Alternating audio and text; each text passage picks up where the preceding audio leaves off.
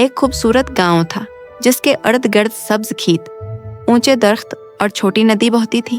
اسی گاؤں میں ایک آدمی رہتا تھا جس کا نام بشیر تھا۔ بشیر ایک معمولی کسان تھا۔ اللہ نے اسے محنتی جسم، چھوٹا سا گھر اور تھوڑی سی زمین دی تھی، مگر اس کے دل میں ایک بڑی خامی تھی، لالچ۔ بشیر ہمیشہ دوسروں کی چیزوں کو دیکھ کر سوچتا، کاش میرے پاس بھی یہ سب ہوتا، میں سب سے زیادہ امیر ہوتا۔ ایک دن بشیر کھیت میں کام کر رہا تھا کہ اس کا دوست رحمت آیا۔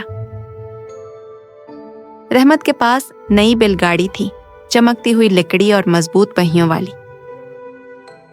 بشیر نے وہ گاڑی دیکھی اور دل میں حسد کی آگ جل اٹھی۔ وہ بولا، رحمت، تمہیں یہ گاڑی کہاں سے ملی؟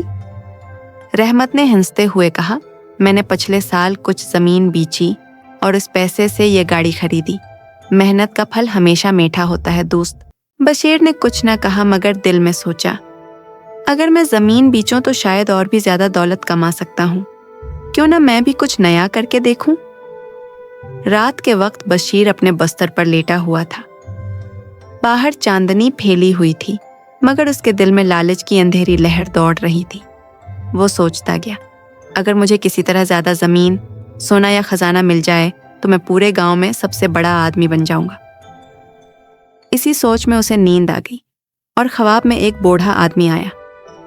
اس نے کہا، بشیر، جنگل کے پار ایک پہاڑ ہے، اس پہاڑ میں سونا چھپا ہے، اگر تم صبح سورج نکلنے سے پہلے وہاں پہنچ جاؤ تو جتنا سونا تم اٹھا لوگے وہ تمہارا ہوگا، مگر یاد رکھو سورج نکلتے ہی واپس پلٹ آنا۔ بشیر چونک کر جاگ گیا۔ پسینہ پسینہ تھا مگر دل میں خوشی تھی، شاید یہ خواب نہیں، حقیقت ہے، اس نے خود سے کہا۔ اگلی صبح بشیر نے جلدی اٹھ کر ایک بوری لی، ایک بیلچہ اٹھایا اور جنگل کی طرف روانہ ہو گیا۔ راستے میں درختوں کی سرسراہٹ، پرندوں کی چہچہاہٹ سنائی دیتی رہی، مگر بشیر کے کان صرف ایک آواز سن رہے تھے، سونا، سونا، سونا۔ کافی چلنے کے بعد وہ پہاڑ کے دامن تک پہنچ گیا۔ اس نے کھدائی شروع کی اور چند منٹ بعد چمکتا ہوا سونے کا سکہ نکل آیا۔ بشیر کی آنکھیں خوشی سے چمک اٹھیں، یہ تو سچ تھا، یہ میرا نصیب ہے۔ وہ چیخا۔ بشیر نے جلدی جلدی اور کھدائی شروع کر دی۔ ایک کے بعد ایک سکے، زیورات، ہیرے اور سونے کی اینٹیں نکلتی گئیں۔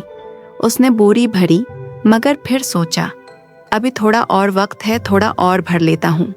سورج آہستہ آہستہ افق پر جھانکنے لگا مگر بشیر نے پرواہ نہیں کی۔ پسینہ بہتا رہا مگر لالچ اس کے دل پر چھایا رہا۔ بس ایک مٹھی اور، ایک مٹھی اور، وہ بڑبڑاتا رہا۔ اب سورج کی پہلی کرن پہاڑ پر پڑی، پرندے چہکنے لگے مگر بشیر ابھی بھی کھدائی میں مصروف تھا۔ اچانک زمین ہلکی سی کانپی۔ بشیر گھبرا گیا مگر اس نے خود سے کہا، کچھ نہیں ہوگا، ابھی تھوڑا وقت ہے۔ زمین کی گڑگڑاہٹ بڑھنے لگی، پہاڑ سے مٹی اور پتھر گرنے لگے۔ بشیر نے بوری اٹھائی مگر وہ اتنی بھاری ہو گئی تھی کہ وہ ہلا بھی نہ سکا۔ بشیر نے بوری کو کھینچنے کی کوشش کی مگر زمین اچانک پھٹ گئی۔ وہ چیخا، نہیں، یہ میرا سونا ہے، میرا سونا، اور لمحوں میں وہ مٹی کے تودے کے نیچے دب گیا۔ کچھ دیر بعد سب خاموش ہو گیا، صرف ہوا کی آواز باقی رہی۔